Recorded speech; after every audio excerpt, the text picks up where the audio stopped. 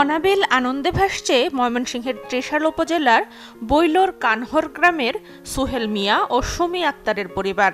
তাদের ঘর আলো করে আজ জন্ম নিল এক পুত্র সন্তান। এক ছেলে এক মেয়ে, আর এখন একটা ছেলে হয়েছে। আলহামদুলিল্লাহ, ছেলে আর মা দুজনই সুস্থ আছে। আমি আমার ছেলে এবং তার মার জন্য দোয়া চাই। আপনাদের কাছে আমি দোয়া চাই, আপনারা সবাই দোয়া করবেন যে মানুষের মতন আল্লাহ মানুষ বানাইতে দেয়।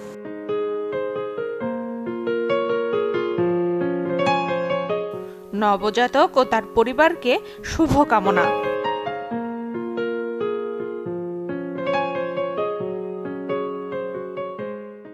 আমাদের লিটল স্টারের চাই double care twinkle baby soap, ত্বকে রাখে কোমল আর অ্যান্টিব্যাকটেরিয়াল ফর্মুলা রাখে জীবাণুমুক্ত। শুরুটা হোক যত্নে।